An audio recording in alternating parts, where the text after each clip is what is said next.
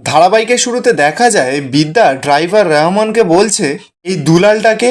রহমান তখন বলছে দুলাল ওনার ড্রাইভার ছিল। আমি প্রথমে যেতে চাইনি, আমাকে বলল চ দুজনে একটু বেরিয়ে আসি। তারপর একটা জায়গায় গিয়ে খুব মদ টদ খেলো।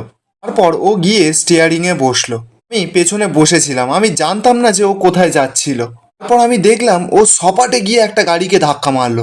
আমি ওকে তখন বললাম যে তুই এরকম করে গাড়ি চালাচ্ছিস কেন, তোর কতদিনের লাইসেন্স? আমি ঠিক তখনই দেখলাম, বিদ্যা তখন বলছে কাকে দেখলেন বলুন। অমন তখন বলছে আমি দেখলাম যে এই বলেই তোতলাচ্ছে। ঠিক তখনই অপর দিক থেকে যুক্তা তো সেই সমস্ত কথাগুলো শুনছিল। যুক্তা বন্দুকটা বের করে রহমানকে শ্যুট করে দেয়, দিয়েই যুক্তা ওখান থেকে পালিয়ে যায়। বিদ্যা তখনই সঙ্গে সঙ্গে তো বাইরে ছুটতে ছুটতে চলে আসে। বা যুক্তা তো বাইরে একটা অটোতে বসে পড়েছিল। বিদ্যা তো সঙ্গে সঙ্গে ছুটে এসে সেই অটোর ফটোটা তুলে নেয়, মানে ছবিটা পেছন দিক থেকে। এরপর বিদ্যা যুক্তাকে ফোন করেছে, বলছে যুক্তা তুমি এখন কোথায়? যুক্তা তখন বলছে কেন? বিদ্যা তখন চিৎকার করে বলছে কোথায় তুমি? যুক্তা তখন বলছে যে আমি কিন্তু আপনার প্রশ্নের উত্তর দিতে বাধ্য নই। না আপনি কোনো পুলিশের লোক, আর না আপনি আমার কোনো অভিভাবক হন। আপনি না আমাকে এইভাবে ফোন করবেন না, আর গলা উঁচু করে তো আমার সঙ্গে একদম কথা বলবেন না। এখন কিন্তু আপনাকে মারিনি, এবার কিন্তু আমি মেরে দেব। আমার না বন্দুকের হাত খুব ভালো, রাতে নাচ দেখিয়ে পয়সা তুলি, আর দিনে এই বলেই যুক্তা চুপ করে যায়। এটা তখন বলছে হ্যাঁ জানি তো, খুন করো, মানুষ মারো তাই তো, আর ড্রাইভারদেরও গুলি করে মারো। যুক্তা তো এবার কথাটা শুনেই ভয় পেয়ে যায়, তোতলাচ্ছে, বলছে যে কি আজে বাজে কথা বলছেন, ফোন রাখুন রাখুন বলছি। এই বলেই যুক্তা ফোনটা রেখে দেয়। বিদ্যা এরপর ছুটে আবারও ভেতরে চলে যায় ড্রাইভারটার কাছে। পঙ্কজবাবু বিদ্যাকে বলছে এক্ষুনি না ওকে হসপিটালে নিয়ে যেতে হবে। বিদ্যা তখন বলছে হ্যাঁ তাড়াতাড়ি করুন। ঠিক তখনই দেখা যায় রাজদেববাবু বিদ্যার ফোনে ফোন করেছে। বিদ্যা তো ফোনটা ধরেছে। রাজদেববাবু বিদ্যাকে বলছে তুমি এতক্ষণ কোথায় আছো, এত রাত হয়ে গেছে এখনো বাড়িতে ফেরোনি, বাড়ির সকলে তোমার জন্য চিন্তা করছে। বিদ্যা তখনই রাজদেববাবুকে সমস্ত ঘটনাটা জানায়। রাজদেববাবু তখন বিদ্যাকে জিজ্ঞাসা করছে যে কে লোকটাকে গুলিটা করলো তাহলে? বিদ্যা তখন বলছে যে ওই কাশ্যপ ব্যানার্জি। বলেই বিদ্যা ফোনটা রেখে দেয়। ঠিক তখনই সেখানে ত্রিধা চলে আসে। ত্রিধা এসে রাজদেববাবুকে জিজ্ঞাসা করছে কি হয়েছে, কি গো গুলিগালাজের কথা শুনলাম। রাজদেববাবু তখন সমস্ত কথাটা ত্রিধাকে জানায়। আর সৃঞ্জয় সেই সমস্ত কথাগুলো দূর থেকে শুনে নিয়ে রাজদেববাবুকে এসে বলছে দাদা কেন বলুন তো শুধু শুধু ওই কাশ্যপ ব্যানার্জির পেছনে আমরা লাগছি? এতে আমাদের জীবনের রিস্ক বেড়ে যাচ্ছে, বিজনেস নষ্ট হচ্ছে, অর্থ নষ্ট হচ্ছে। আর দাদা আপনি তো জানেন ওই লোকগুলো খুব ডেঞ্জারাস, আপনার ক্ষতি করে দিতে পারে। আজরিত তখন সেখানে এসে বলছে কেউ কিচ্ছু করতে পারবে না, তুমি বোধহয় বিদ্যাকে ঠিক চেনো না কাকিমণি।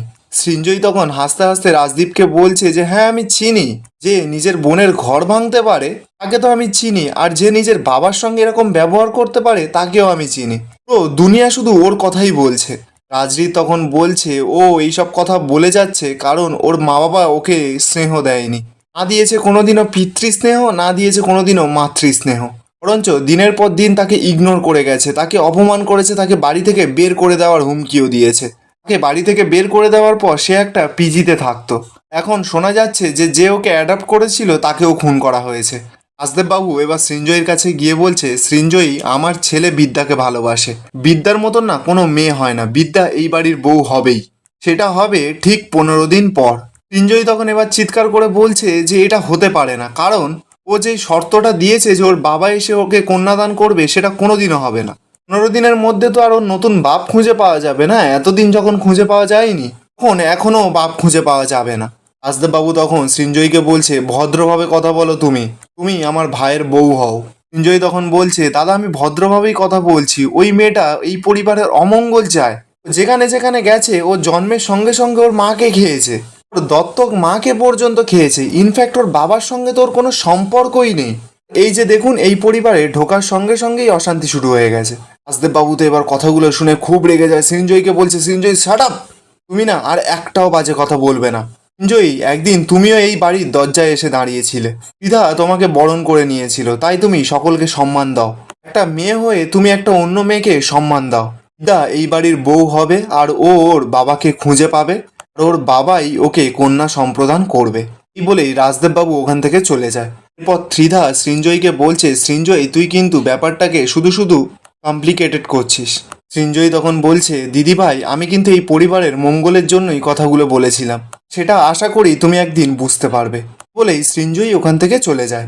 অপরদিকে দেখা যায় যুক্তা অন্ধকারের মধ্যে একটা কোন জায়গায় এসে মাটি খুঁড়ে একটা প্লাস্টিক নিয়ে কাপড়ে জড়িয়ে বন্দুকটাকে, মানে যেই বন্দুকটা নিয়ে ও ড্রাইভারটাকে খুন করে এসেছে সেই বন্দুকটা কাপড়ে করে মুড়িয়ে প্লাস্টিকের ভেতরে ঢুকিয়ে দিয়ে মাটির নিচে পুঁতে দেয়। ভালো করে পুঁতে দিয়ে ওপর থেকে মাটিটা চাপা দিয়ে দেয়। এরপর যুক্তা তো নিজের ডেরায় চলে যায়, গিয়েই দেখতে পায় যে সেখানে বিদ্যা বসে আছে। যুক্তা তো বিদ্যাকে দেখেই পুরো চমকে যায়। বিদ্যা এবার উঠে এসে যুক্তাকে বলছে, তাহলে তুমি রিভলভারও চালাতে পারো তাই তো? তার মানে তুমি সমস্ত রকম অপরাধের সঙ্গে যুক্ত আছো। যুক্তা তখন তুতলে তুতলে বলছে যে আপনি এখানে ঢুকলেন কি করে? বিদ্যা তখন বলছে কে আটকাবে আমায়? যুক্তা তখন বলছে এই পুরো বস্তির লোক আর আমি আটকাবো, ভালো চান তো এখান থেকে চলে যান। বিদ্যা তখন বলছে নইলে কি করবে তুমি? আমি যে এখানে এসেছি থানা জানে সেটা, পঙ্কজ খাসনবিশ উনিও কিন্তু জানে, সবাই জানে। আর তুমি জানো তো আমার গায়ে যদি একটা আঁচড়ও পড়ে তাহলে সবার আগে তোমাকে অ্যারেস্ট করা হবে। যুক্তা তখন বিদ্যাকে সরাসরি বলছে যে কি করতে এসেছেন বলুন তো এখানে? বিদ্যা তখন যুক্তাকে বলছে কিন্তু তোমার তো রহমানকে চেনার কথা নয়, কারণ রহমান যখন সেই দুর্ঘটনাটার সঙ্গে যুক্ত ছিল তখন তো তুমি জন্মাওনি বোধ হয়। যুক্তা তখন তুতলে তুতলে বলছে কোন দুর্ঘটনার কথা বলছেন আপনি? বিদ্যা তখন অবাক, বলছে তুমি জানো না, মানে কটা টাকা দিলে তুমি তুমি জাস্ট একটা খুন করে দেবে? এই লোকটাকে তুমি গুলি করেছো, সেই লোকটা হাসপাতালে ছটফট করছে শুধুমাত্র তোমার জন্য। যুক্তা তখন পাল্টি খেয়ে যায়, বলছে যে আপনি মিথ্যা কথা বলছেন, আমি কাউকে কোনো গুলি টুলি চালাইনি। বিদ্যা তখন যুক্তাকে বলছে যে শেষ মুহূর্তে আমি তোমাকে নিজে চোখে দেখেছি, আর শুধু তাই নয় আমি তোমাকে ফলোও করেছিলাম। তুমি একটা অটোতে বসে ওখান থেকে বেরিয়ে গেছিলে, সেই অটোর নাম্বারও পর্যন্ত আমার কাছে আছে কিন্তু। যুক্তা তাও তো কিছুতেই স্বীকার করছে না, বিদ্যাকে বলছে আপনি মিথ্যা কথা বলছেন, আপনি আমাকে ফাঁসানোর চেষ্টা করছেন, আমি কোনো গুলি চালাইনি। বিদ্যা তখন বলছে আমি তোমার সমস্ত পুলিশ রেকর্ড দেখে নিয়েছি যুক্তামুখী। বিদ্যা এরপর যুক্তাকে বলছে কেন তুমি এরকম করছো? তুমি তো একটা মেয়ে, তাহলে তুমি কেন করছো?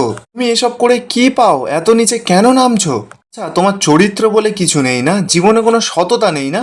শুধু ক্রাইম করে যাচ্ছ, ক্রাইম ক্রাইম। তোমার মতন মেয়েকে দেখলে না আমার ঘেন্না হয়। তা তখন কাঁদতে কাঁদতে বলছে আরে ছাড়ুন তো, বাওয়াল করবেন না বেশি। যে বাবা তার মেয়েকে সন্ধ্যাবেলা নাচিয়ে পয়সা উপার্জন করে, যে বাবা সেই নাচের জায়গায় বোট পাতে, এখানে চলে এসব খেলা, সেখানে টাকা উপার্জন করে, যে বাবা তার মেয়ের হাতে চেম্বার তুলে দেয়, ছাড়ুন এসব কথা, আপনাকে বলে এসব কি হবে? আসলে জানেন তো সেই মেয়ে তখনই ক্রিমিনালই হয়। ছাড়ুন তো, আপনাদের না সুখের জীবন, আমার নয়। বিদ্যা তখন যুক্তাকে জানাচ্ছে যে আমারও সুখের জীবন নয়। তোমার না বাবা পর্যন্ত আছে কিন্তু আমার বাবা নেই। আমি আমার জন্মদাতা পিতাকে খুঁজছি, মাকে খুঁজছি, বার করবই, যেভাবে হোক আমি খুঁজে বার করবই। প্রমাণ করে দেব যে তুমি রহমানকে গুলি করেছো। যদি রহমানের কিছু হয়ে যায় তাহলে তুমি যত বড়ই অপরাধী হও না কেন, তোমাকে আর তোমার বাবাকে সমেত তুলে নিয়ে গিয়ে স্পেশাল ডিগ্রি দেওয়া হবে থানাতে। এই কথাটা আমি বলে দিয়ে গেলাম, আর সেটার জন্য যত পয়সা লাগে আমি খরচ করব। কথাটা আমি তোমাকে বলে গেলাম। নিজের বাবা আর মাকে খুঁজছি আমি, হ্যাঁ। এই বলেই বিদ্যা ওখান থেকে চলে যায়। বিদ্যা যাওয়ার আগে যুক্তা বিদ্যাকে বলছে যে যতই আপনি আপনার বাবাকে খুঁজুন না কেন, আমার চোখে বাবা মানেই খুব ঘৃণার একটা মানুষ। বিদ্যা তখন বলছে যে আর মা? যুক্তা তো আর কোনো কথাই বলতে পারছে না, শুধু কাঁদছে, আর বিদ্যাকে বলছে যান এখান থেকে, চলে যান, কেটে পড়ুন। বিদ্যা তখন বলছে আমি যাচ্ছি চলে, কিন্তু আজকের মতন হয়তো আমি এখান থেকে চলে যাচ্ছি ঠিকই, এরপর যখন আসবো না পুলিশ নিয়ে আসবো। এরপর বিদ্যা এখান থেকে শেষমেশ চলে যায়। ঠিক তখনই সেখানে এবার গোপাল বোর্ডওয়ালা চলে আসে। গোপাল বোর্ডওয়ালা যুক্তাকে দেখে যুক্তাকে বলছে যে কিরে তুই আবার চোখের জল ফেলছিস কেন রে? সেন্টু দিচ্ছিস নাকি? হ্যাঁ, সেন্টু দিয়ে না কোনো লাভ নেই, রহমান না বেঁচে গেছে। যুক্তা তখন বলছে রহমানটা কে, আর তাকে মারতে বললেই বা কেন? গোপাল বোর্ডওয়ালা তখন বলছে এই আমাকে না কেউ প্রশ্ন করে না, তুই আজকে হঠাৎ আমাকে প্রশ্ন করছিস কেন রে?